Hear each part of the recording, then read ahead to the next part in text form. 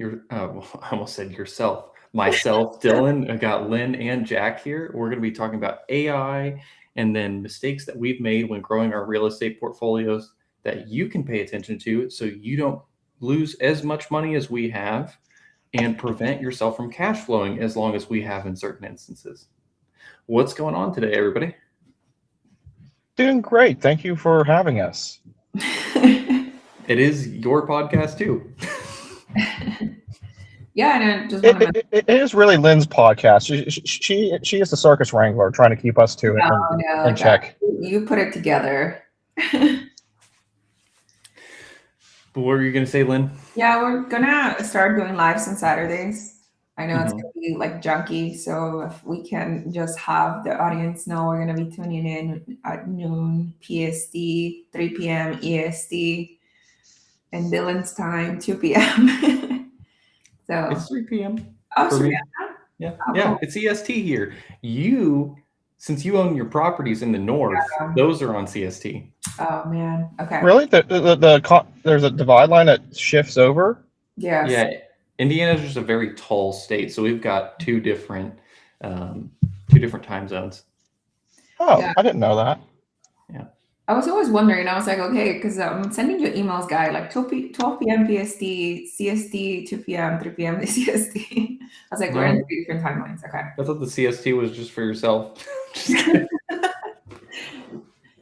Yeah, so every Saturday now, 12 p.m. PST. Yes, that works. All right, so let's get into it. Have you guys used AI in any way in your portfolio? If not, what are some of the things that you've been looking at where AI might be useful for you? So I've been using AI to review tenant screenings and to help, because like some of those tenant screenings that I pay for, they're like 30 pages long, and I give the impromptu, like, hey, here is the 20 things I really want to see. Take this 40-page document and summarize the whole thing and prompt these 20 things at the top of it. And usually it writes me a college thesis, and I was like, no, I want a bullet point technical paper written, and then it redoes it, and it's under a page. And then I'm usually happy because it saves me a good like 45 minutes to an hour of reviewing tenant screenings, trying to review all that. And I feel like as though that the AI is really going through and getting a lot of the information, pertinent information, instead of me just lightly skimming across all of it. It's getting the pertinent information I'm really looking for, throwing it on top, and then just doing a brief summary on everything else. And so far, it's worked for me. The other thing I've been using it for is writing the listings. So I do what Dion does, but I've gotten, when it comes to this, I've gotten even lazier than Dion, and I'll imprompt Dion's channel onto the prompt and say, figure out how this guy writes, see what he says about how to write a listing. Here's the address to my rental property, write the listing for me. And so far, I give it an 8 out of 10. Like, there's a couple things I've had to tweak and stuff, but it's absolutely nailed it. I would say going forward, something you can do is you can have a file that stores all the context around how to write that specific listing. And then you can just say, use this file to write a listing for, and then give it your information about the property. I like that. Yeah, that would actually save some time. The other thing I'm planning on switching over to once I get a little bit more time. I started it about a year and a half ago, but I'm trying to build an AI system where it uses my business number and creates so like tenants will call or text, preferably text, and it will then like, hey, my toilet is leaking, and it will then kick it over to my personal number and be like, do you want to handle this? Yes or no? And I'll say yay or nay. And if I say no, it'll then go, okay, and then uses that my business number to then go and text the plumber that I use hey, when's a good time to come out and take a look at this? Here's a tenant, and then actually have a three-way conversation. But it's mostly between a tenant and the plumber, and it's just keeping track of everything. That'd be a pretty easy thing to set up, by the way. You just need to use it. It'd really be like a mix of. I mean, you could use N8N, but that's probably just like a Make or Zapier integration between like a ChatGPT, Claude, or Perplexity, and then like a Google Voice account, and then you just integrate those. So it's like when text is received, look through or read the text. If text contains words water, sink, anything like that, then grab the plumber from this list, send a text message with them in the chat and the number that sent the original message. And, I could show you how to do that. Oh, that'd be cool. Yeah, because I've been kind of stuck on it for a while. Oh, maybe you can show him right now. Oh, jeez. We need a tutorial right now. Yeah, anybody can learn. I think because I don't self-manage, I don't use AI as much. I think the only thing that I use AI for is when I'm trying to structure a seller finance deal and I don't want to like bring up my calculator and then just like work backwards from the payment of like down payment versus interest rate versus balloon payment. How much am I going to pay eventually? I think that's the only thing that I use AI for. But I just started using Loom. So, and this is just I standardize because I do have like 12 mortgages and 12 different insurances and 12 like mortgage servicing companies. And so I do want to start standardizing like this is how you pay the mortgage. Just in case in the future I'm gonna start having any type of person help me, any type of assistance, like boyfriend probably. But just want to make sure that he knows like this is where you get the evidence of insurance. Like for example, if I'm getting pre-approved for another loan, for example, I just need like that file just to be updated and like he could do it. I don't have to do it kind of thing.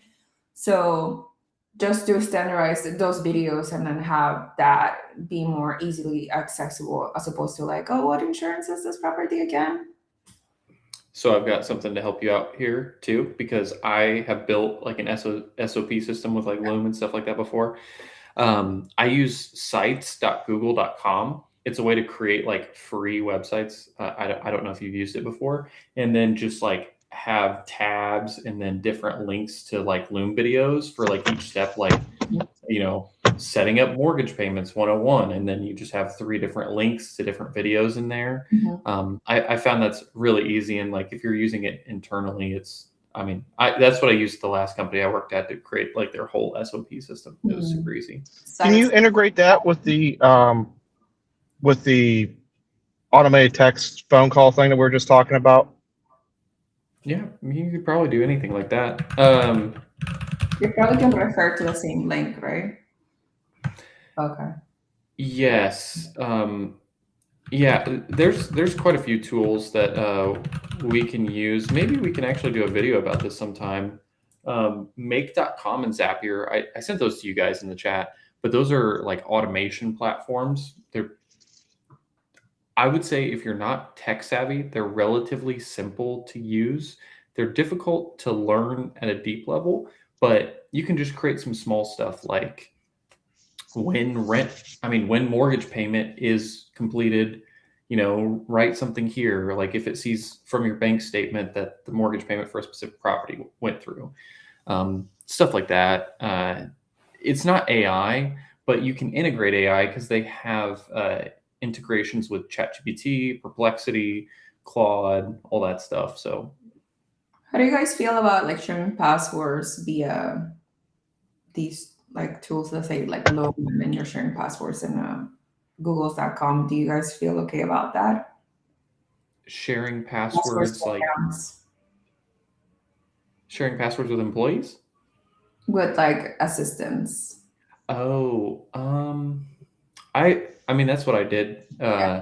But something you can do so you don't have to give them passwords is use something like, I know there's Keeper, there's like Lock something, but essentially those password collection tools you can make it to where they never see what the password is, but it will enter it into the platform for them, and they just click through. As long as you have like a sub account for them in your account, then you never have to share passwords with them. Okay. Yeah, might be a little safer.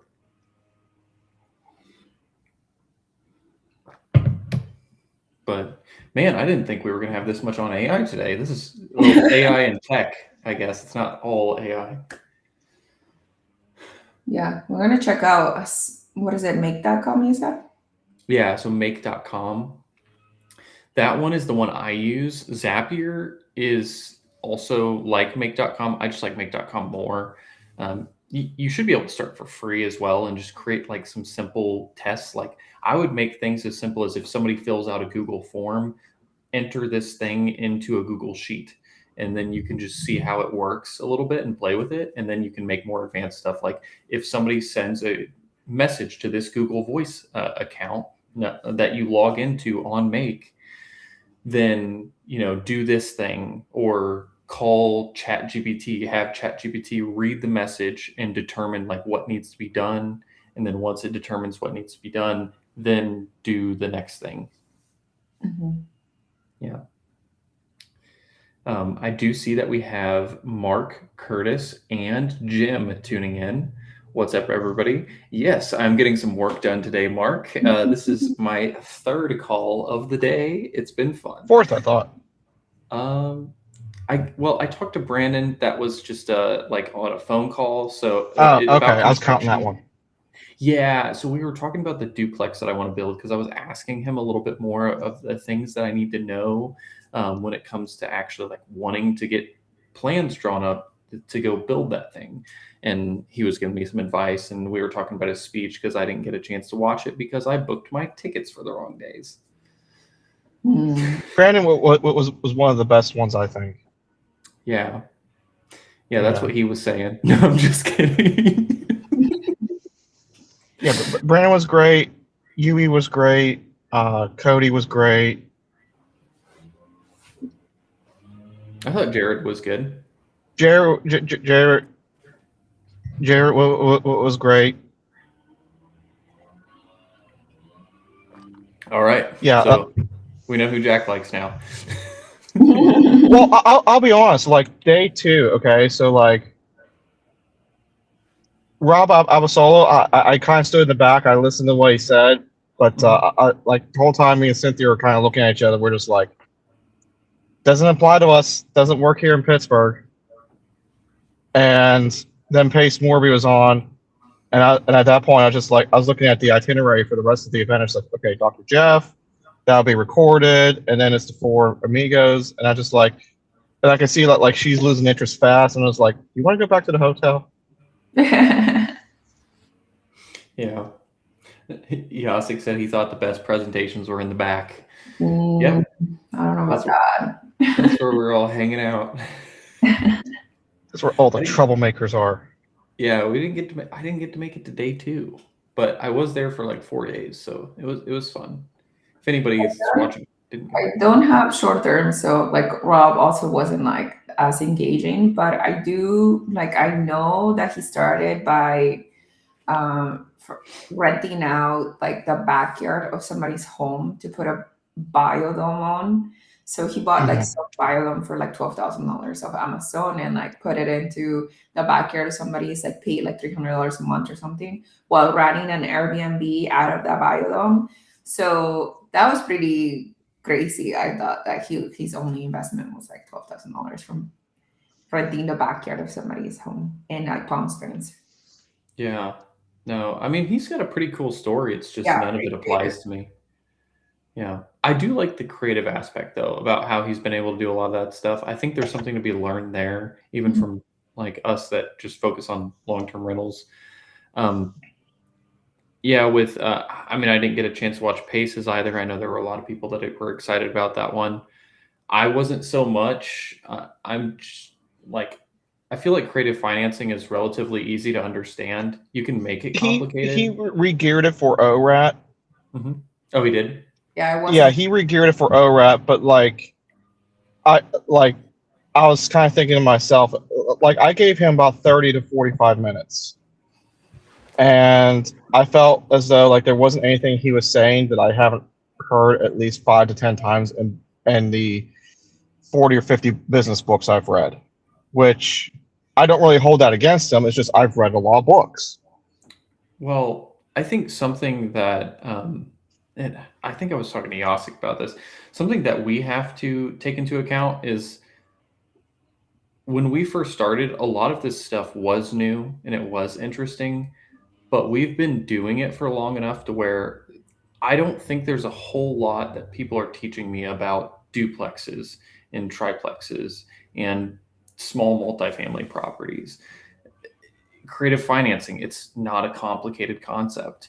You can make it as complicated as you want to make it with all the wraps and stuff like that. But if you're just doing a seller carryback, where the seller's financing the property, I mean, that's really simple.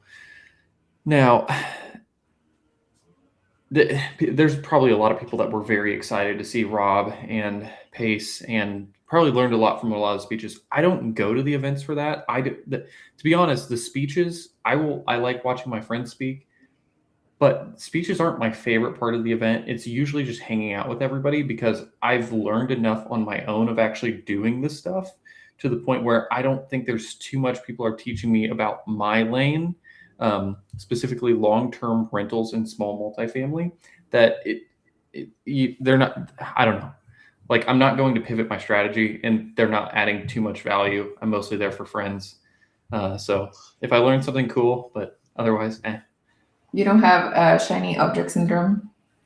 No, I have. I mean, I'm looking at building, but over time, I've learned that that's just not what has been the thing that makes me more successful. What's made me more successful is just focusing on doing the exact same thing that I've already done and getting really, really good at that and continuing to do that instead of saying, well, maybe I'll do a midterm and maybe I'll do a short-term rental. I'm looking at the construction as I've been buying all of these older properties. What if I keep doing the same thing, but I make my own properties? Mhm. And then I don't have to worry about competing with other people. The only thing that I'm going to be competing on is buying a parcel of land, and then I can just stamp these things out. At least that's what I want to get to. So there's not this like constant going all over the place to find these properties. And the coolest thing is when you build it, you can make everything the exact same water heater, same furnace, same everything throughout the whole thing. So it's really easy for your maintenance people to take care of if they have to do maintenance at all, really. You know what I mean? Mm-hmm. I think building is pretty neat because not only you could standardize it like you're saying it, but also like it's a little creative because you're like, where's the window gonna go? Where's the door gonna go? What's the most accessible like thing that's gonna be able for maybe you're gonna do 2-story, right? Maybe you want to do maximize the space, maybe long narrow hallways and more than one unit, like you said, you wanted to do a duplex, maybe a fourplex. Yeah. Maybe you want to build townhomes. You can do like the 2-story townhomes with the garage in the back, have like high-end style stuff. Yeah, I don't know. I've been really liking the concept of building because like people are in love with the burr and they're in love with cash flow. Mm-hmm. We're kind of throwing two of those things together by being able to do new construction because we're going to be able to create cash flow. At least some markets you can do that. And we're also creating a ton of value at the same time because we're putting together something that didn't exist before. I also pay attention to the lighting too, because I like natural light. So if your house is facing south, like make sure all the big windows are on the east for the sunrise and Gotta have a sunroom. yeah. For sure. And like I don't know, I do think about that a lot. I was like, I do not like being in the dark space whatsoever. You know what? My fiance, when we were initially looking at the house that we just closed on last week, actually, that was something that she was paying attention to that I didn't even think about is like, what direction is the house in? Because this is where the light's going to come from. I was just like, well, there's enough non-natural light in here. Why do I even care? But it turned out a light bulb on here. Yeah. Turns out it is in a good direction, I guess. I don't remember which one it is, but it's okay, I guess. And if you can do higher ceilings, it just looks luxurious. Yeah. Yost commenting in the chat.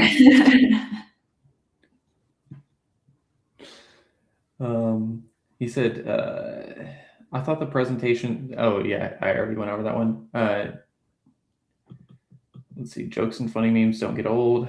Too many people take life way too seriously for my standard. Yeah, I'm kind of on that too. You're just got goofballs. That's the problem. Yeah. Everybody's trying to do serious investing things, and I'm just like, I don't know. Just it is what it is.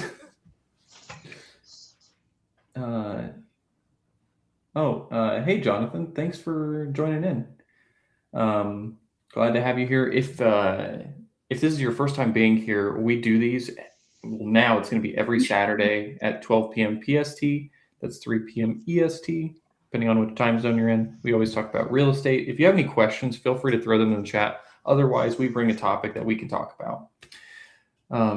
Yasik said, "You are the sunshine," by the way, Lynn. Thank you. I am in Cali, so 85 degrees today, Jacek. That's ridiculous. Oh, Jonathan's just throwing the holidays in there. Daylight savings and St. Patrick's Day. All right.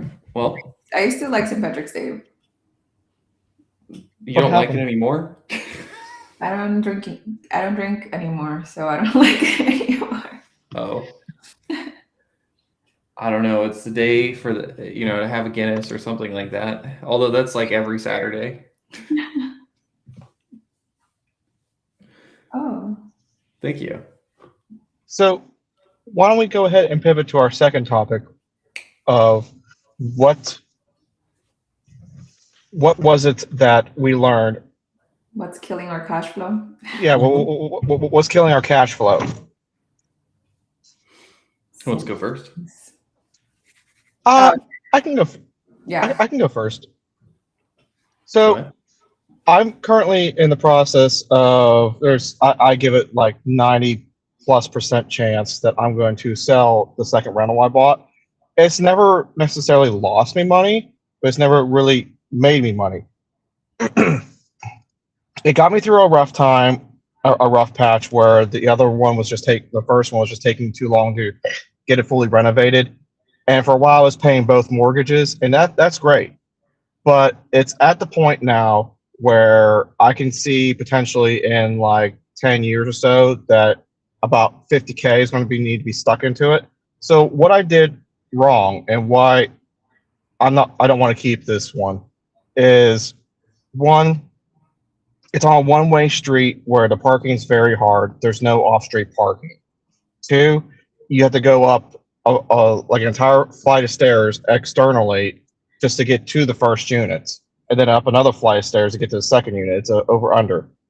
The third one, which I didn't even fathom, is how the duct working for the furnace is run, and it's basically a giant U shape through the whole thing, and you can't split it. But like you can't split the top from the bottom. So, and to actually split it, so in order to split it, I would have to redo the entire flooring upstairs, and then put in mini splits or something in the upstairs, and the whole project was going to cost about $15,000. And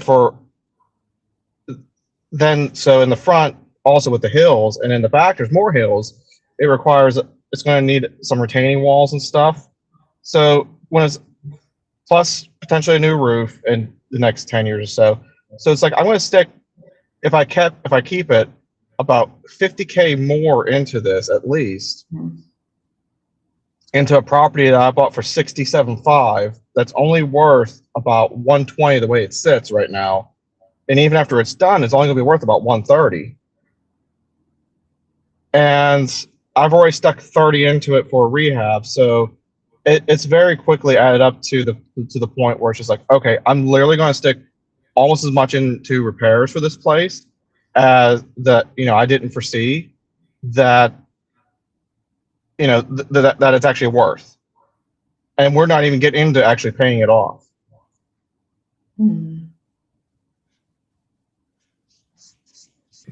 Yeah, I feel like those are just things that you don't know until you've had the experience of doing a few of those, and you're like, Yeah. oh gosh, that was gonna. I should have known that was gonna be a future problem. The thing I really kick myself about is that some of the things that have reared their ugly head, I remember talking about it while looking at it, and I was like, oh, it's not that big of a deal. No, it's actually a huge deal, and I should have. I should have not talked myself into it. Mhm. Yeah, I've got Because a like few of those there's coming up. months like this. Sorry. Go ahead. Go ahead. Oh, because there's months like this last month where we had that cold snap and stuff. With the way the gas is running and stuff, I didn't make money. I lost $200 this month on that property. But then there's other months in the middle of summer, I'll make about $600 to $800. So overall, it makes money like across the board. But I want something that's consistent, not like, hey, here's $800 this month. Hey, you're -2. Like that's a huge swing. Mhm. You should go to your gas company and try to see if you can get set up on the budget billing. A lot of the time, that'll stabilize that throughout the year if you can. Not all companies have that. I It's think like I'm just gonna. $100 per unit for gas. Like that's what I it's just like. got I just got $1,000 gas bill because the insulation apparently is that bad, and For a duplex? because I have a high efficiency furnace in it. For a duplex? No way. Dude, I spent $1,000 last month on gas for 12 apartments. I also spent Yeah, $1,000 I on think they're water. keeping up. I think they're keeping it up around 80 degrees or something. But yeah, I'm just over it. That's I will insane. never buy a unit that each unit can't control the temperature and it is done this way.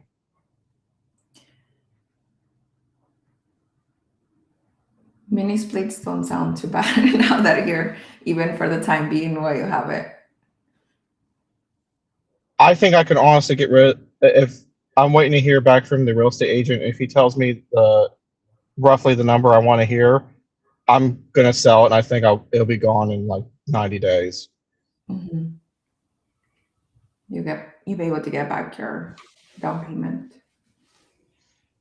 I think when it's all said and done, everything I put into it, I should be able to walk away with a 10K profit. That's after closing costs and all that. Mm-hmm. But the thing is, it's the fact that I'm going to free up like almost 60K. Mm-hmm. And this is kind of the selling point. It's like I could literally pay off half of my bad debts, go buy another rental property that cash flows on this place's best months and be more consistent, and not be in as much debt, and I could probably be out of my W-2 in like 2 years. Mm-hmm. Or you could pay off all of your bad debt. I'm fine with just half. Let's not get too crazy with it then. How about you, Lynn? We still need something to strive for. Yeah. Well, I think my first that comes to mind is like I'm able to reassess my taxes correctly. So that was the first thing that took my first deal from like a 9% cash and card return to like a 6% cash and card return. And like Dion says, if you buy into better neighborhoods, taxes go up either for schools or whatever. Like so, referendum kicking into Hammond, and so that added on top of that 2% reassessment value, like a $500 bill yearly. So I'm like, okay, that's like 2.5% basically on top of that 2%. So that that killed my cash flow a little bit. And then after that, I would think that buying in a bad neighborhood. So I have a duplex that's been a problematic thing to rent out. And even though it was a burr, I think looking back at it, I probably wouldn't buy in the same neighborhood. I think that's one of my worst. Even though now it's rented and now it's cash flowing, it's one of my worst ones. And underestimating water and sewage bills for the property. So I was like counting on my utilities like $50 per month for both. and that's inaccurate. It's more like $140 per boat. So that's another thing that I didn't calculate on. Another thing would be killing my cash flow right now. Asking for market rent on a property. So when I did another burr, instead of going for my low rents, I'm the rotor for market rent instead of low rents. So one of my properties sat down for so long, and I was like very stubborn about decreasing the price because I'm like, I renovated, like I did a burr in it, I renovated it. It's a brick building. It's a 3-bedroom, 1 bath with a full basement with a garage for 2 cars. So I'm like, fixated on the same price and not be able to decrease my rent and then let it see.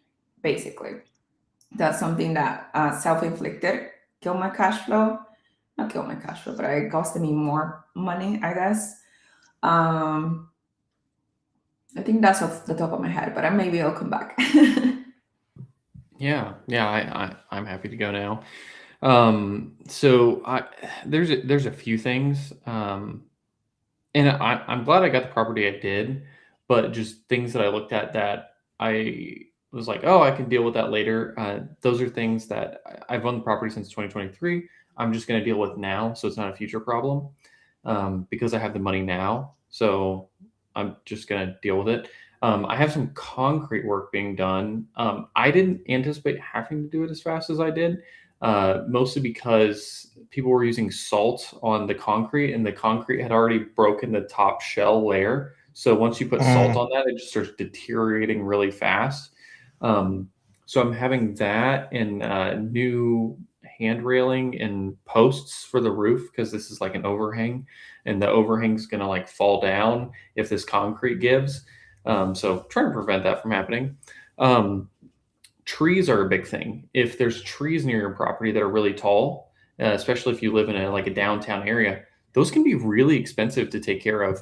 Like for the 12plex that I own, we had to take down 3 trees last year that were each like 50, 60 feet. They were all dead, so it was cheaper for them to deal with because there wasn't as many branches. It was still $4,000 for 3 trees. And I have one tree that is like 100 feet tall behind my triplex. And that one I could see easily being like $2,500 or more just by itself, just because of all the branches and everything going on that they're going to have to deal with. And we have it overhanging the neighbor's roof and overhanging my garage roof. And, it's going to be a headache for them to deal with.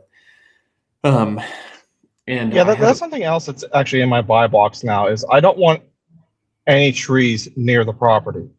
Yeah. Like the building structure itself. Well, they can affect the foundation too. Yeah. If you get the roots going into the foundation, it's a problem as well.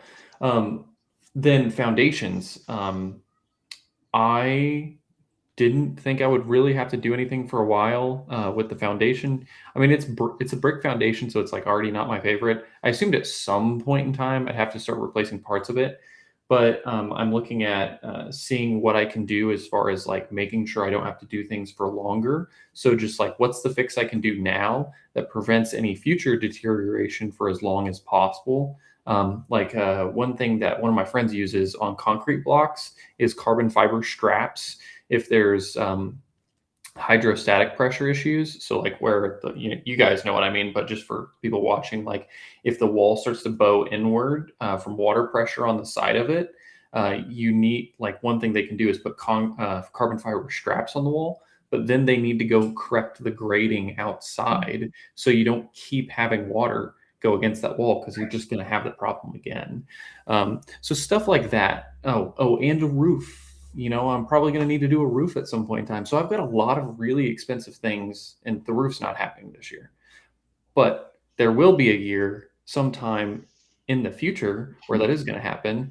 And it's probably going to be sooner rather than later, just depending on, how my cash flow shakes out. I might just take whatever I get from this year after doing these repairs and fix that. Luckily, this property cash flows like $1,500 a month.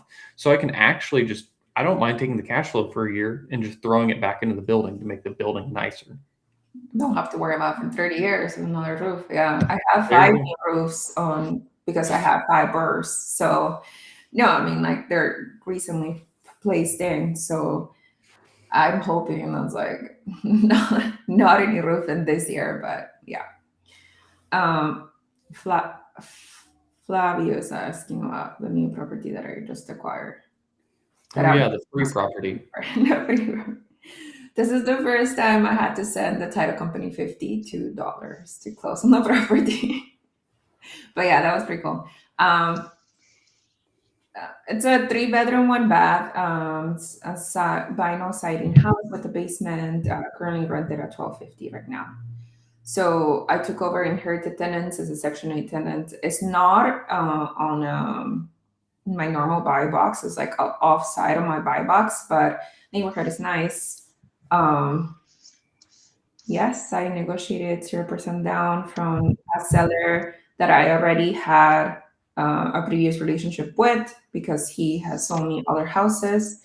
And this is, I think he's happy with the payments that I made, like always pay on time, sometimes 2 days early.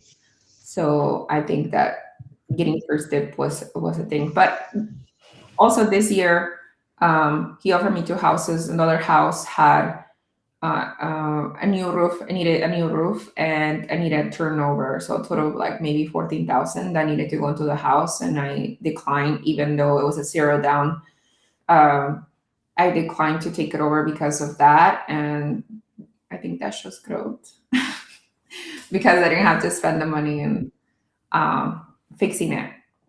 So it's supposed to be put now. So it's supposed to be a good takeover. So hopefully nothing happens. Me taking over the property. Inevitably, something will. It's just how it Something is. will happen. Yeah. I do have another.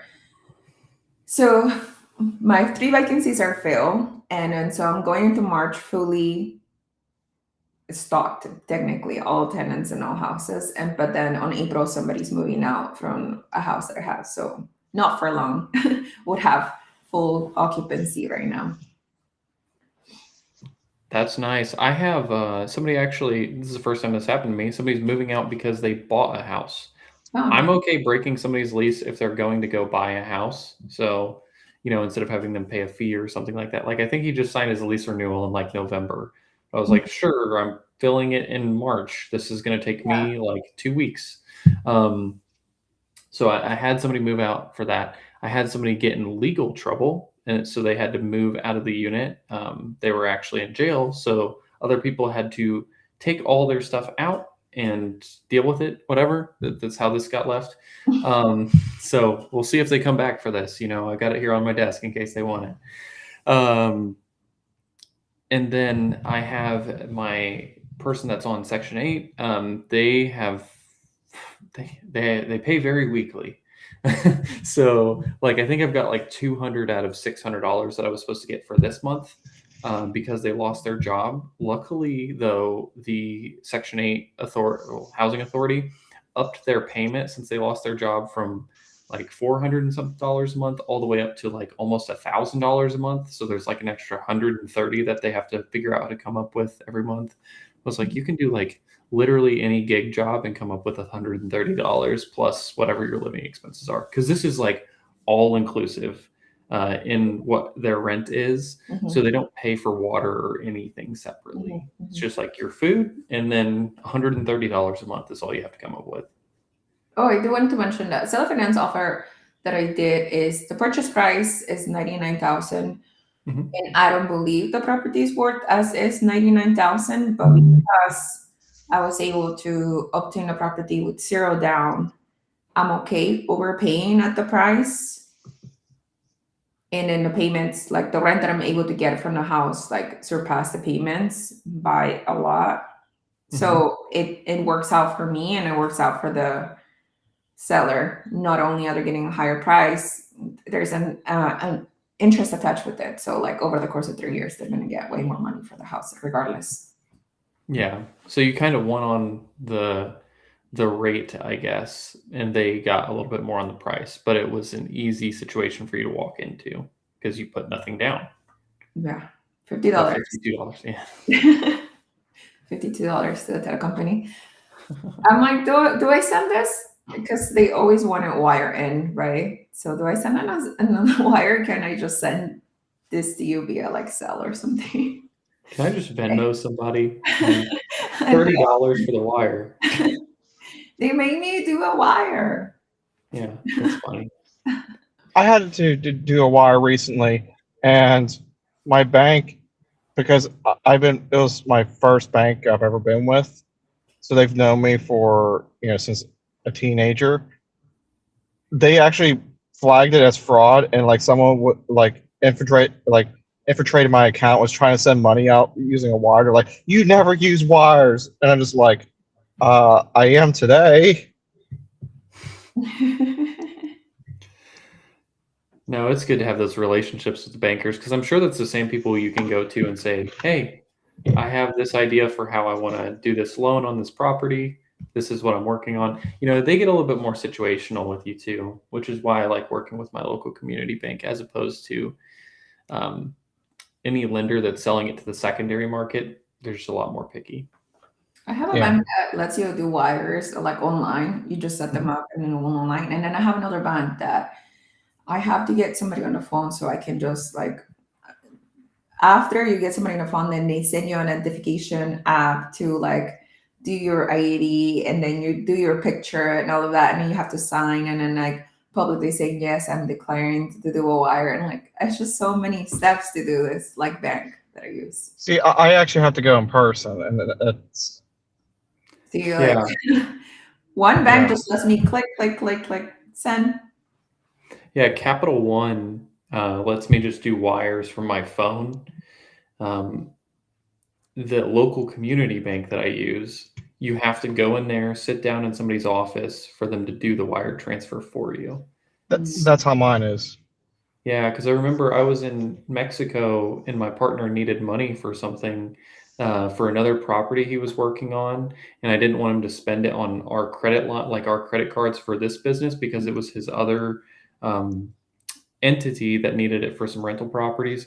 So I just tried to transfer money from our credit line to our checking account and then wire it out. And they were like, yeah, you actually have to come here in person. And I'm like, I'm in Cancun right now. I can't do that.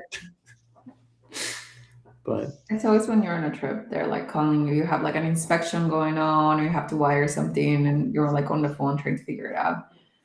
I was in Belize and I got called because somebody had turned on their stove, but they didn't turn on all the way to where it ignited. So there was like gas that had came out. Now they caught it a few minutes later, but everybody was smelling gas. So they called the fire department for a gas leak. And I got a call from one of the people that live there saying, hey, so it smells like there's a gas leak here. We've got the fire department here. They're going to, check everything out and see what they can do. And I was like, what? Why doesn't this stuff happen when I live less than 5 minutes from the building? I'm on the Disneyland, and I'm about to get into a ride, and my appraisal person that's at the house, and my property manager apparently is not at the house. So I'm calling while I'm getting like braced into Disneyland ride. I'm like, oh, can you are you there? Are you on your way? Should I like? That's ridiculous. I'm about to go down on that ride right here. Yeah. Funny. Yeah, I feel like it's always the worst timing. It seems like I'm always out of the country whenever I have something bad happen. Makes you not want to leave.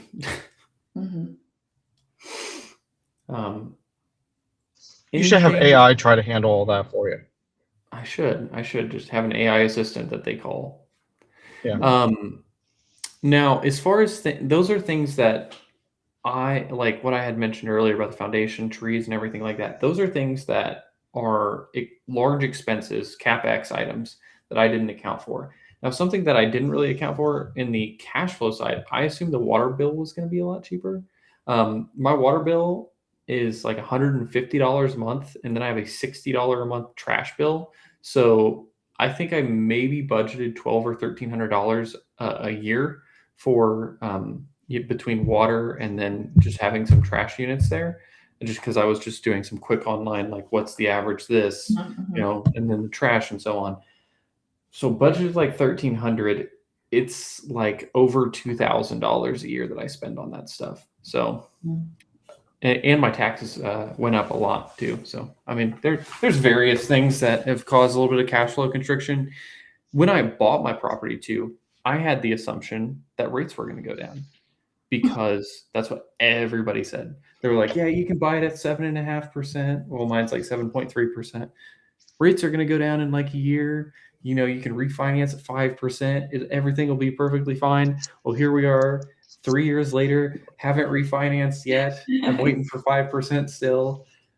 When I can do that, I'm going to be able to adjust the cash flow by like over $200 a month, but it's not going to happen for a long time if it is going to happen. So I'm just looking at pulling the money out at this point and just using it for something else and be like, the cash flow is not as good right now, but let's just go buy another property with it.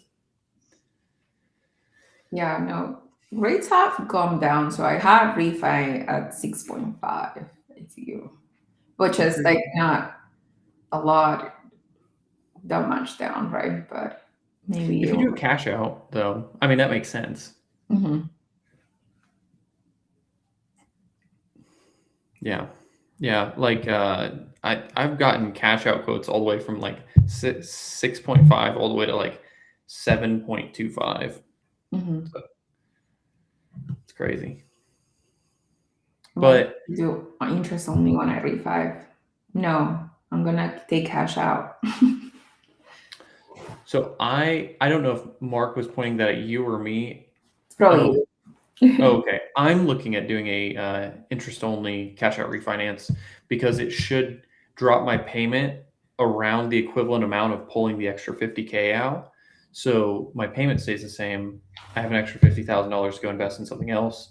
Not really worried about principal pay down right now anyways, because I plan on using like the debt hammer strategy where you just, you have a bunch of awesome properties and some not so awesome properties. You sell the not so awesome property. Well, I don't intentionally plan on buying not so awesome properties, but you know how the thing goes. Yeah. And then you sell the ones that you don't want to keep, pay off the ones that you do want to keep, or put the money in cash reserves or something like that for those. So I'm not as adamant on paying principal down right now. Agree. I'm not. I'm trying to make it so everything is basically no money left behind. So in the deal, and even though that's probably not the best, I think for this year for 2026, it's gonna work out for me at the time because it's gonna give me some safety to do whatever I want to do for the W2 into the private company that I have, and which is gonna stabilize me so I can decrease my income even further because I don't have debt, right? Like that is gonna be bad debt per se. But I recently had a conversation with somebody that invested in Gary too, and what his strategy is he buys a property with a mortgage and then he buys a property cash. And then he buys property with mortgage and cash. So currently he has 3 outright properties he owns cash and then 2 with mortgage, which his cash flow right now, it's about $5,000, which is pretty good for having 5 properties. Yeah, no, it's solid. Yeah. But it's whatever you're Yeah, whatever you're comfortable with in that situation. I don't mind having the debt right now just because I'm more in the growth phase. That's why I'm looking at even amping up the debt that I have just to be able to go out and acquire more properties. But there will come a time where I do want to cut down on that. How about you, Jack? You look like you're frozen. No, I'm just watching the cop watching traffic. He's got his little scanner. Just yeah. He literally parked like right in front of me, and he's. I'm kind of just waiting for him to zip out any second to go nail someone. Yeah. There's a few people doing probably at least 50 or 60 in the 35, and I was just like, you could have had him. You could have had him. You could have had him. There's your paperwork for the day. But honestly, you have me thinking for a second. It's just like, should I sell that one problem and pay off my first one? It's like, no, it makes more sense to honestly pay off the bad debt, because by paying off my first rental, it's like, yeah, I save $600 a month, but at the same time, by paying off half my bad debt, I'm saving $900 a month. Yeah, it's all a numbers game. If you Mhm. pay off all your bad debt, you're saving $1,800 a month. Mhm. Exactly. I'm going to convince you to Have do this. that from using credit cards to like do your rehabs or It, a lot of it's lines of credit that I used to do the rehabs and stuff, Mhm. and I've never gotten back around to fully paying them off because it's like every time, especially with the one I'm selling, it's like by the time I get to where I'm starting to make some money coming in, it's like boom, something else explodes on that one. It's just time to get rid of it, make it go away. You use it to pay off, a good chunk of everything, and just go from there. Yeah, no, I have the same. So like when I decided to do the ADU on my back, I didn't have all the money. I had half the money, so I was like, I have half the money. Let me just figure it out, and then figure out how I'm going to pay the other half. So I do have a $70,000 balance of that ADU Mhm. on a line of credit, but because it's rented and it's bringing profit, I'm not worried right now. And it's interest only. Is your line of credit interest only or is it both? It's both. Yeah. Yeah. That's, Yeah. So that's why I just want to get out from it. It'll save me so much money. I can move faster when it's all said and done. mhm.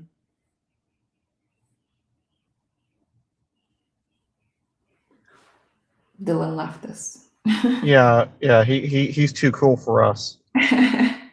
He's probably been talking since like 8 a.m. in the morning, which is like a long time now. It sounds like he drank a lot of energy drinks. Yeah, he does. Me? Yeah. I'm surprised you still have energy. Yeah, no, I was actually I felt like I was gonna fall asleep on the previous on Mark's stream just because I've been up since like 4 and like 3 calls in a row plus it's like 4 or 5 hours of talking. I'm Yeah, tired, I a little agree. tired. You pounded that energy drink and you have fake fuel energy now. Yeah, exactly. I have temporary energy for like the next 10 to 15 minutes and I'm probably gonna crash. Oh, I have a question, guys, for you. Do you generate a 1099 for yourself when you're self-managed, or do you just do book like? No, so you don't want to take that as income. Mhm, You'd rather take it as a passive income from the property. mhm, You talk to your accountant about that, but anytime you can prevent anything from being ordinary income, it's more favorable because like all of that income has like the depreciation that can be weighed against it and stuff like and the expenses that you have mhm. on repairing the property and such weighed against that. So yeah, it's optimal to not try to do that. Yeah, no, I do get a 1099 miscellaneous from my property manager, and this year is wrong. So I just have to have her redo it and send it back again to me. But I was like, I don't know. I did not make $100,000 on the properties. There's no way. Why is she giving you a 1099 for your income on the properties? Uh, just to show revenue, and then I can go in. Is it a 1099? Am I tripping? Yeah, 1099 miscellaneous. Mhm. Oh, 1099 misc. Yeah. So it's not like I can assign what kind of income it is. Yeah, I don't know the differences. I just Mhm. know that being able to keep it at that, and that's probably how they do it for passive income. I don't know. I'm no tax person. I just have the lady that does my taxes tell me what to do and then Yeah. take care of it that way. Yeah. But yeah, shoot, I wish I was doing those kind of numbers right now. I was, I was like, I, oh, it's like half of that, lady. yeah, I was talking to one of my friends about this recently because my total portfolio should do about 30 a year right now, but I've been having expenses come like that's net cash flow. Mhm. I've been having expenses come up though, and I'm like, I don't know, maybe like half of that or something. You know what I mean? Next year should be sweet. Hopefully, no roofs. Yeah, hopefully no roofs. Hopefully we can do some cash out. Not even cash out refinances. I'll do, you know what? If I can get a rate in the fours, I'll just rate and term. That's it. I'm not touching any of that cash. Where is that going to happen? Probably not going to happen. Maybe if we get the wrong Fed chair, it will happen. They're like, we got to cut rates. Don't care about inflation. We just need rates to be low again. Yeah. Yeah. Yeah. Imagine.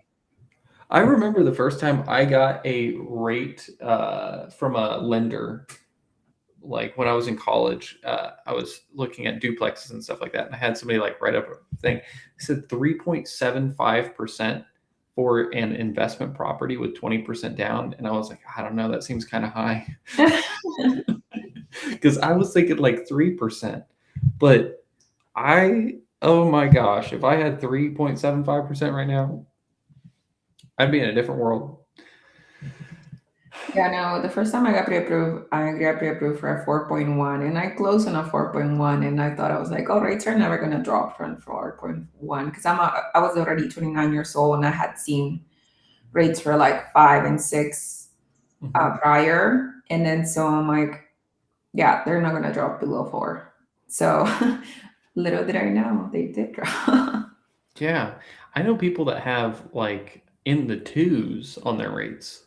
I have a 2.7. That's insane. I know. Never going to move though.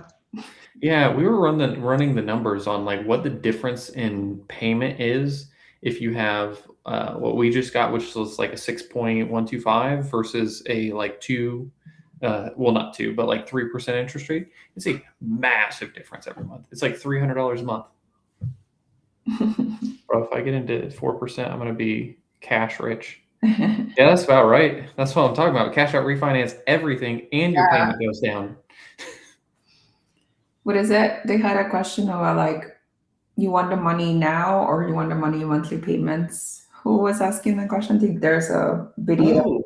Mark. So it's from the Mr. Beast video that they recently did where they ended up paying somebody out $5 million. It was, would you rather take $5 million now, and I believe that's net of, I want to say it's net of taxes. I don't know, and then or $50,000 a month for life. Mm-hmm. And everybody's divided on what makes more sense: $50K a month for life, or people that $50,000 away for life, they are thinking they don't trust themselves. Yes. Well, also, if you are investing the 5 mil, my estimate was that you need to generate at least 12% on your money per year to be able to equal the $600,000 a year that you would get. Mm-hmm. So, I mean, a lot of the stuff that I've done so far has exceeded that. So, I'm not saying that I'm always going to do that, but like take 8% cash on cash plus your depreciation plus your principal pay down and everything together. You're probably at like 15% anyways. Yeah. So I don't know. It's solid. Oh, and I didn't even count appreciation in there. 20%. There you go. Yeah, that's what I'm saying. Like when people do, they're like, say they started with nothing and they got $1 million from their parents, and I'm like, you did not start from nothing. Like you had a big nest egg, and whatever. If you made it like $100 million, then that's on you. But you cannot say, "Oh, I was scrapping by." Yes. That starting grace was like your stair number 3, and I've seen that a fair bit of people saying that. Yeah, I would pick the $50,000 a month, by the way. really, Yeah. Yeah. Because I was thinking to myself, I was like, in cash, I was like, that's like a rental property every 3 months. And I can actually get further faster doing that. Yeah. It depends. Like I feel like there's so many different ways to look at it. I feel like the easy approach, if you're wanting the most simplistic thing possible, it's just saying the $50,000 a month, because that's, I mean, provided that in perpetuity is actually into perpetuity, Mhm. that's awesome because you're not going to have to do anything, and you're probably not living on that much money anyways right now, so you can save most of it and invest it into other things. That being said, if you take the 5 million, you do need to be good at investing, but I think you might be able to take it further because you have that money now. Yeah. Cost opportunity. Yeah. Yep. But pretty cool thing to see the differences. And I think there was a difference in like age too. Like certain people were answering a different way based on age, like how old they are, like the kind See, of that's what headache. I was thinking. I was thinking about the age thing. Yeah. So in the long run, you'd make more than the 5 million, and it should impact your taxes less. I'm thinking. No, I don't know. you still get slammed. Yeah. See, this is the same thing Harrison It said does last impact week. your taxes. He said $50K a month, throw 60% into Tesla and wait for it to double. Oh my God, treat better. You need to trade better, Harrison. 60% in Tesla? Jesus Christ. No. Say better. There's a reason why you're number 99 and not 1. Yeah. Yeah. Man, if I were you right now, I'd be looking at Intuit. That's what I've been buying. And Uber. We don't give professional advice here. Well, no, I was just telling him.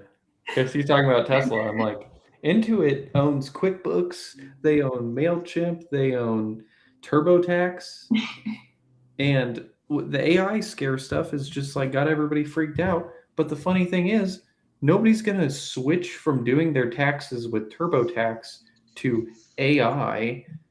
Like they have proprietary like technology built to help people file their taxes. People aren't just going to be like, "Hey, ChatGPT, file my taxes for me."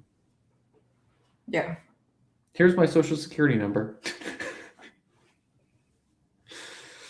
I'm thinking of doing my taxes this year. I've Oh, been yourself? paying SPA for the last 2, and I always review obviously what they do, and I'm like, I think I could do the same. Like, I don't think it should be that much more difficult, more than like 1 day worth of work for them. Yeah, I'm paying. I'll have to figure it out because I'm closing down some stuff this year, so it's getting more niche, not niche. It's getting more simple. So it's just down to my properties and my my W-2 position. So I think that on its own, I can do the taxes for. But when it was like a corporation plus, like they had me listed as an employee and I was getting paid out of that and stuff like that, like that was more complicated than I wanted to deal with myself. But I think a few rental properties, I could just throw in QuickBooks. Yeah. I'm not 100% sure. We'll see. I haven't decided. I'm like on the fence right now because I'm looking at the returns from the last years and I'm like, all of this I could do. Yeah. But is it worth my time? That's the question. Trade Better 99 said $50K a month is a house in Gary every month. It could be if you're me. Yeah. You got to get those off-market deals. Right. And the knowledge that's on my brain. Yeah. Yeah. And if you want to get this knowledge, I've got a course for you to buy.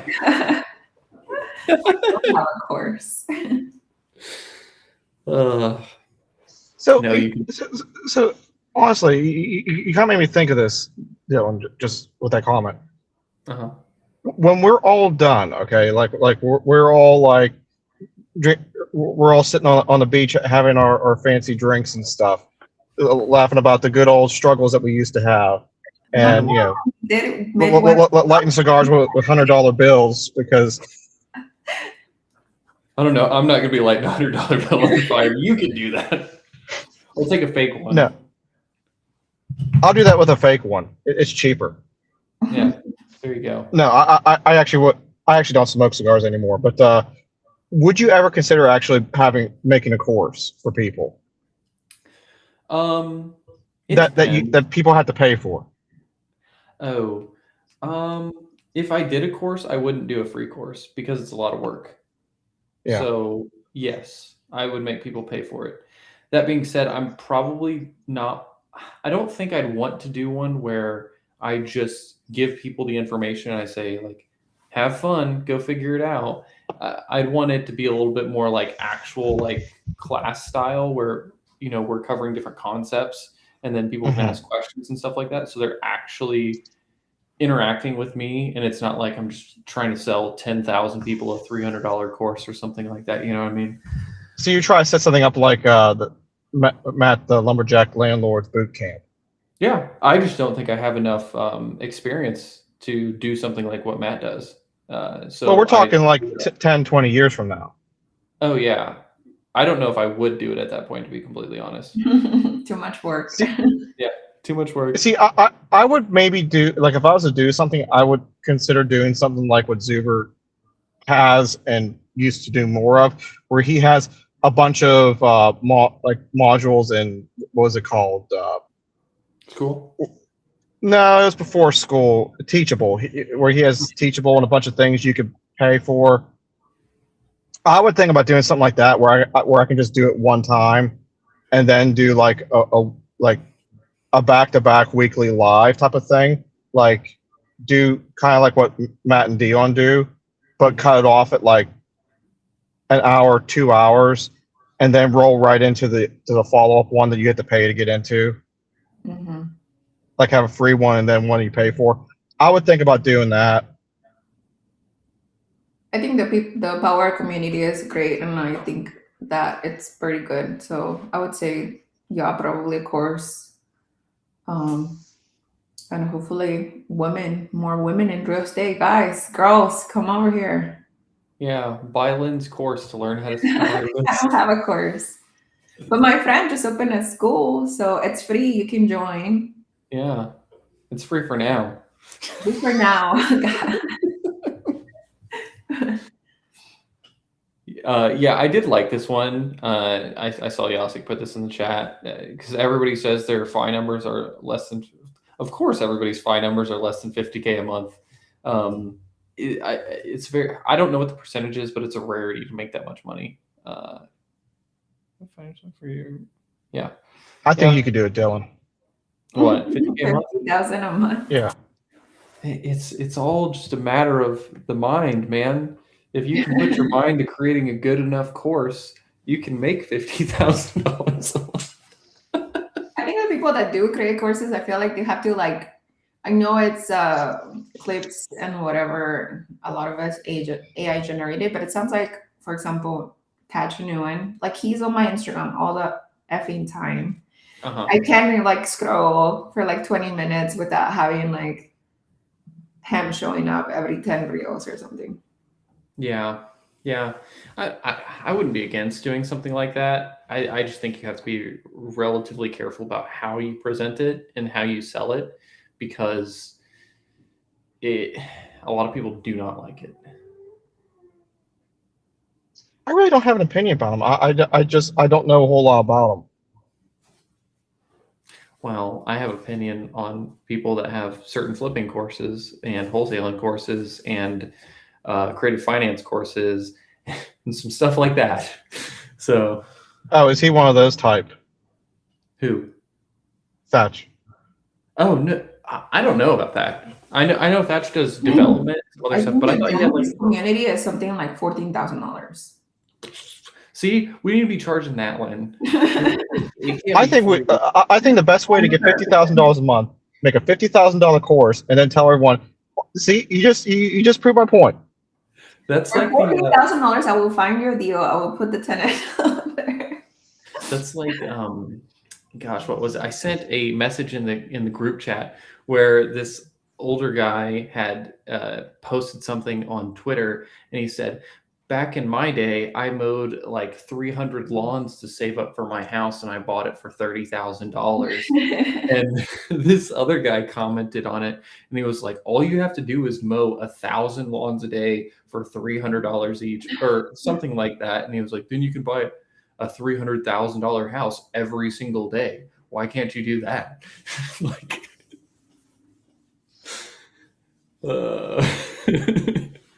It's just it's so good. What is an LLM? Do you guys know? Yeah, it's a large language model. It's Oh, like ChatGPT, okay. Gemini, Claude, stuff like that. Awesome. Yeah, I should create a training program using. I don't know what that is. I'll have to check that out. Yes, yes, they should. Yes, they should. I agree. Yeah. And travel more. Yes. And also front load building your real estate portfolio because it feels so awesome when you don't have to take every dollar that you make and throw it into the portfolio. Yeah, I was thinking the other day, like earlier this week, I got sick and I had a cold and I had to go to work, right? And I had to go to work, and after work, I had my other work, so I had to work from 5 to 7 p.m. And then after that, I'm like sitting in the kitchen just thinking, why am I pushing? Like, I technically could have canceled first calling sick from work, number one, and second, cancel, reschedule my appointments for like later or later in the week or whatever. But why am I doing this right now? And then immediately my brain goes like, well, you're doing this because you're front loading your work now, so you don't want to work later, harder Mhm. in 10 years when you are like 46 and probably your back hurts. Yeah, exactly. Curtis said, Curtis from PE turned RE said, everybody I've met that has done Thatch's course says it's worth it. Small but mighty group of rich people. I could see that if people are paying $14,000. I could also see people spending $14,000 that make like $50,000 a year. That is generally what I have a problem with. I think a lot of the time with the courses, there needs to be some vetting. Not saying they don't have it. I've never even looked at Thatch's course or whatever he has. But I know there's a lot of people that buy those really expensive programs that don't actually have the money to spend on it, and they put it on a credit card. Yeah. But it's also the psychology of money too. Like, if you are invested somehow, that means you're gonna work at it. Because a lot of people, if they don't have any skin on the game, if they don't have any risk, then you're not gonna lose anything or gain anything. Then they don't take it seriously. So because you're spending money, psychology is like, oh no, I'm actually making this huge effort and put it on my credit card and I have to pay it off or whatever, or go bankrupt. Then there's that risk, and now they're going to take it seriously. Now they're going to put into, make sure they watch every module, make sure they go into every accountability call. But some people have that discipline regardless if it's $14,000 or it's like $100, right? Yeah. That felt like have you seen the Righteous Gemstones? No. Oh, okay. Well, there's a character from it that's like a salesman, and he's hilarious. But that's I was talking to somebody about courses, and I gave that pitch. I was like, I would feel terrible if I didn't charge you this much money because you wouldn't take it as seriously. Mm-hmm. So you need to feel the weight of it. So you actually take it seriously and do everything that we say in the course. Like I was completely joking, but that's how a lot of people will sell it too. But I get what you're saying. If you don't pay, you're not going to take it seriously. But you can pay like $500 and learn something. You don't have to pay $20,000. People are like, some people, for example, let's say your girlfriend wants to go through your phone. Some people would be like, oh, that's totally fine. She can go through my phone all she wants. Some other people was like, no, that's an infringement upon my rights. And that's also like totally not okay. And to have somebody do that, like, it just depends on the person that you're talking to. Yeah. I don't know. I usually my phone goes off and it's in the other room, and since Cynthia's closer, it's like, can you read that to me? Yeah. And she's like, well, what's your password again? I'm just like, you know my password. I told you 18 times. Don't tell us your password, okay? It's just 000. Yeah. Trade Better said, Jack, you should create a Ty Lopez commercial for your course. Yeah, I'm here in my garage with my Toyota Prius. I'm here with my 20-year-old vehicles. Don't you want to be like me? Yeah. If you have any flashy things anywhere, like on Instagram or YouTube, but I immediately don't take you seriously. Yeah. Yeah. Hey, I'm gonna have to hop off. Okay. I have to finish getting ready for work. Okay. Sounds good. We've just got one last one to go over with for Yeah. Yasik. All right, I'll hang out for the last one. Okay. Yasik said, what do you think the percentage of people that actually are willing to put in the work? Very finite. Maybe like 5-10%. 10%, yeah. I'd be willing to go even less. I'd say, like, I'll be honest. I think the people in the ORAC community are literally the 1%, like, of the people that are willing to suck it up and do the grind. And Yeah. that's kind of what gets me frustrated with people like, was it Brian and Ryan, Yeah. where it's just like they want to bitch and complain about, like, oh, it's so hard. Yeah, but you're not actually learning anything. You're just like working hard and spinning your wheels. It's like, but you're not focused. Like, focus. You need focus, discipline, and you need to be able to grind through the hard times. And you got 2 out of 3. You need 3 out of 3. This isn't like trying to find a contractor where it's like you can have quick, cheap, or fast, or no, good, cheap, quick. Or, where it's like you can have 2 out of 3. It's just like, no, you need 3 out of 3. Yeah. I also think they have the personality of like jumping from business to business idea. Like I do not have that. Like I can just be like, oh, now I'm gonna do this. Now I'm gonna do open up a wholesale company. Now I'm gonna do a golf company. Now I'm gonna do a flipping company. Like what? No. No, I'm gonna do a tennis ball making company. Now I'm gonna sell Pokemon cards. Like no. Yeah. No, I mean, I feel like that's more of an entrepreneur mindset, but Yeah. like more shiny object syndrome, like jumping from the thing to thing to try to maximize the amount of money you're making. I don't know. There's different people though. Like I can't say that's all business owners because there's a lot of business owners that just say Right. one lane mindset and just get things done. I think that the label of like W2 worker and entrepreneur is so like broad because even you have like speakers, let's say motivational speakers that are extremely extroverted, and then you have the speakers that are extremely introverted, and then just to assign that qualifier to each person is like not fair. Yeah. And I guess we can leave it with Yasik's last comment. He said, life is a marathon, not a sprint. Learn how to run. Yeah, learn how to run because you're going to be doing it for a while, hopefully. Something flew in my eye while wearing sunglasses. How's that even possible? Well, I don't know, man. Your windows closed, you know? Yeah, they're closed. Like, and I'm running the AC. Like, oh my goodness. You don't have to recirculate air, probably. I don't know. I guess we'll leave you to it, man. And at that, this is the end of the episode, I guess. Yeah. And I'll see y'all next week. Dylan is gonna clock out right now. Bye. Nap time.